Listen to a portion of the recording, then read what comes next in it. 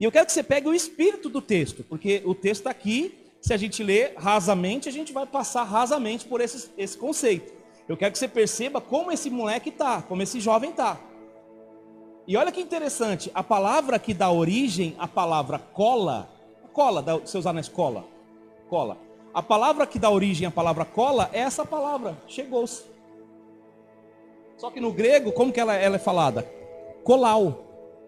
Que é da onde vem a palavra cola. Só que olha o que significa. Que ele grudou, ele cimentou, ele se firmou, ele aderiu. Consegue pegar o conceito? Esse moço, ele aderiu aos cidadãos daquele país. Lembra? O país é distante da terra dele. Cultura diferente. Jeito de viver diferente. Ele se achega àquelas pessoas daquela cultura. Poxa, ele está sem dinheiro. Fome, meu irmão, você com fome, sem dinheiro, sem perspectiva de vida, você vai topar tudo. Você vai aceitar qualquer coisa que de alguma forma te ajude a, no mínimo, você não passar fome.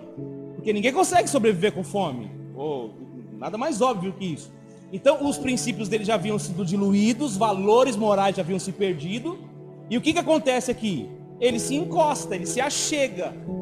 Mas quando ele se achega, é a ideia dele aderir ao princípio moral, aderir ao estilo de vida, aderir à cultura.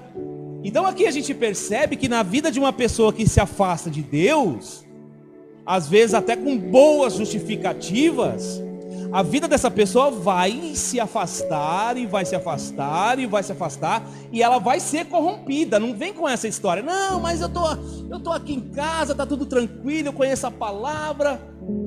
Sabe, distante da família, do lar, a gente se corrompe.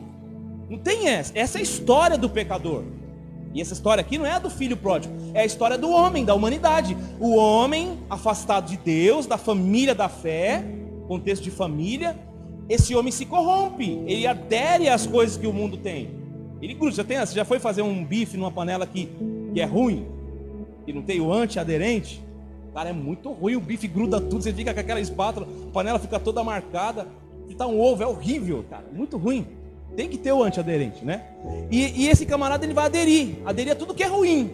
E olha como isso é uma verdade, porque está dentro do contexto, a gente vai ver aqui, e vai fazer todo sentido. Na cultura dos judeus, se come porco?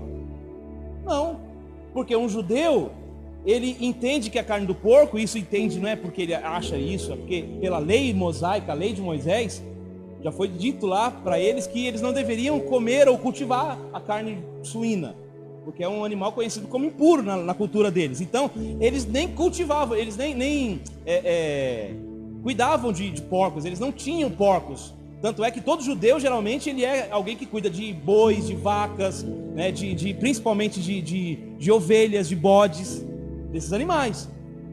Um judeu jamais coloca um prato com uma bisteca para almoçar. Jamais. Em qualquer lugar do mundo. Mesmo que ele esteja fora da sua cultura, você pode reparar isso. O judeu não come carne de porco. Até hoje é assim. O judeu que eu falo, não alguém de Israel, é diferente. O judeu que pratica o judaísmo, que é a religião do povo daquele lugar, de Israel. Agora, tem israelita que é até muçulmano, né? A questão não é a nacionalidade, mas é a religião. Então, aqui, o que a gente percebe? Esse jovem, ele foi fazer o quê?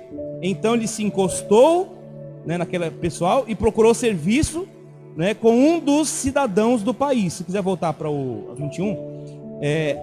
E este o mandou para os seus campos para cuidar de quê? De porcos.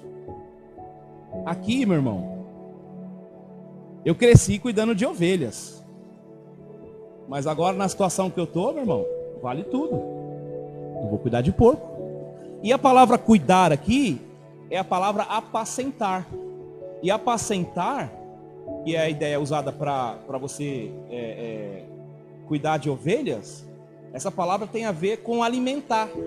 Ele foi para aquela cidade, para aquele lugar, aderiu à cultura daquelas pessoas e ele começou a alimentar porcos. Essa era a função que ele tinha. Agora olha só. Cuidar de porcos, versículo 16. Ele desejava o quê? Encher o estômago com as alfarrobas que os porcos comiam, mas ninguém lhe dava nada.